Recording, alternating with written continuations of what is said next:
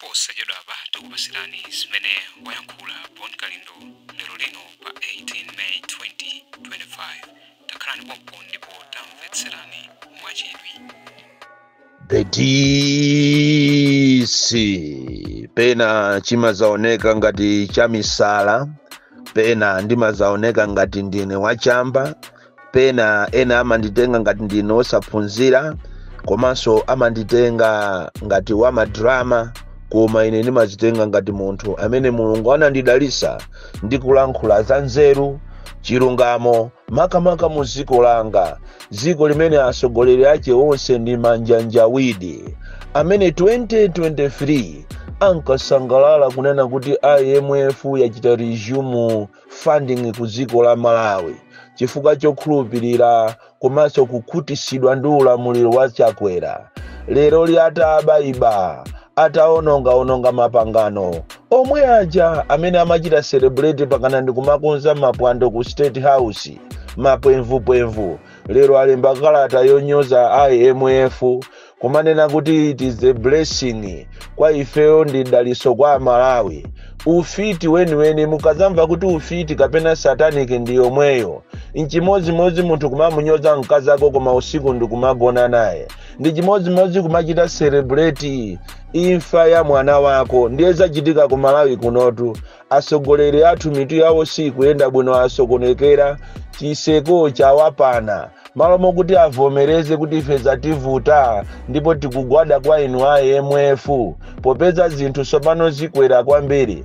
Amalawi aona mikungirima yopsa. Tikunena pano ngakhale sugar, amene sugar ndi commodity yovuta kwambiri. Sugar opangidwa kudwangwa, kusalima komanso kuirovo kunchalo, akugulisidwa maiko akunja ati azioneka ngati ndi dziko limene likuchita export zinthu. Chikaliye nicho anthu ake akuvutika kopsa. Ndipo Amalawi tikunena pano sugar wakwana 5,000 kwacha paketi. Kumadabwa kuti koma sugar yamapangidwa ati konkuno. Izitu ndizodabwisa kulira mene akulirira Amalawi. Chimodzi somene akulirira alimi afoja. Ndipo ndizomvesa chisoni kunena kuti munthu amaononga ndalama zaje kugula fetereza odula, kukonzekera, kuvutika kumunda. Lero linzungu ndikumakampangira mtengo kuti iwe mtengo wafoja tigulisa mwakuti. Amakhala kuti azungu aja CEO amakampani osiyana atenga ndalama akasiya ku State House.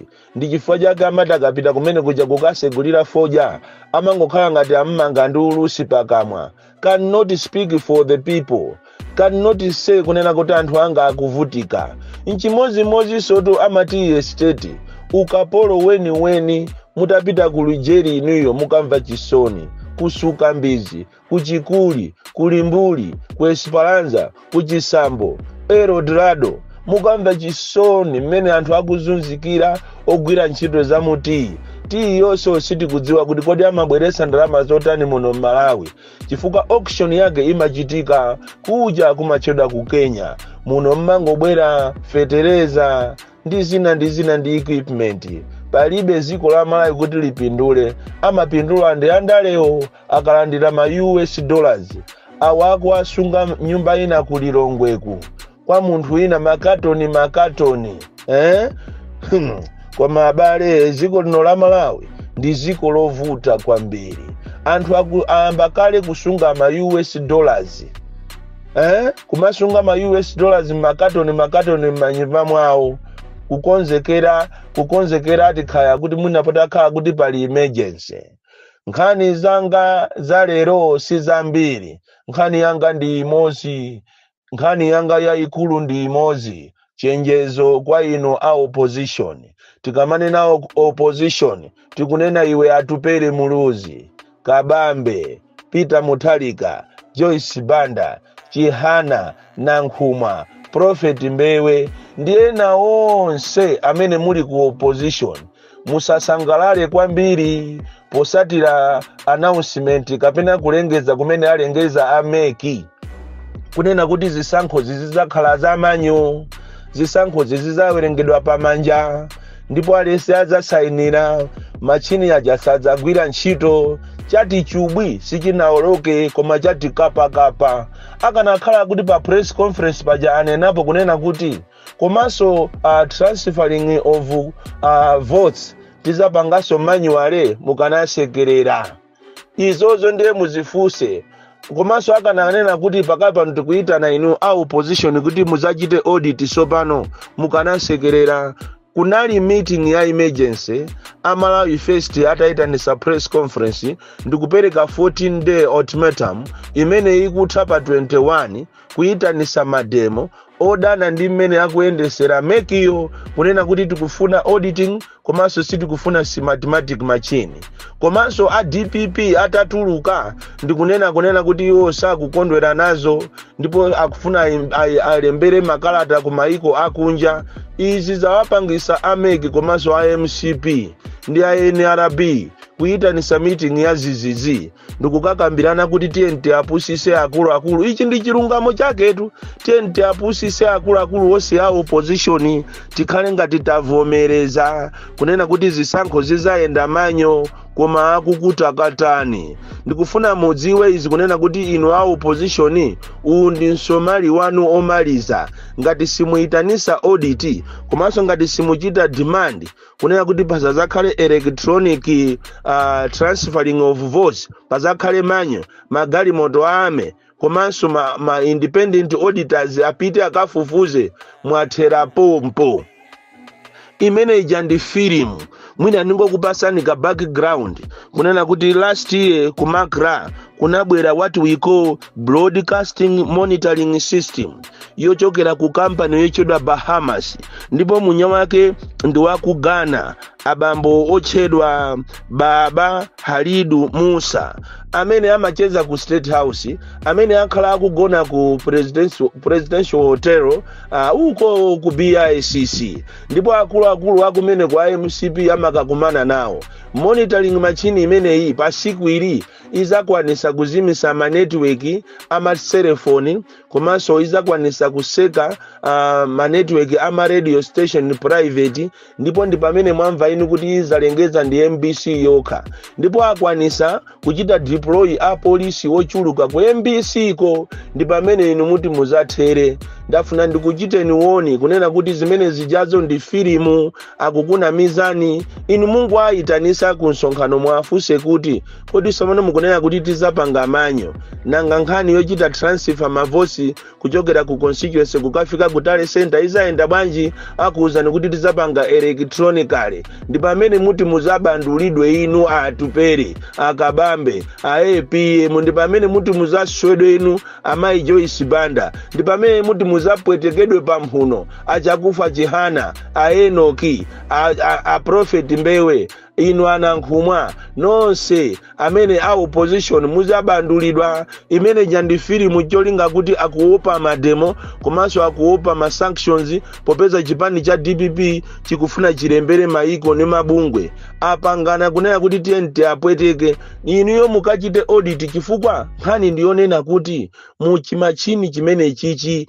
EMD muli katundu woopsya muli nyasi ndi akuona kuti akakhala ndi ma independent auditors kukafufuza mukapezamo zimenezo chifukwa muli ma duplicates ambiri. Inu mukumbukire kunena kuti pa dziko lapansi sikunapangikepo chisankho choyesera. Chisankho choyesera chinapangika konkuno ku Malawi kwa nthawi yoyamba mu history. Zimene zija sana zifute zidakalibe momo ndi zimene ziti zizakupwetekeni inu a opposition muzimva.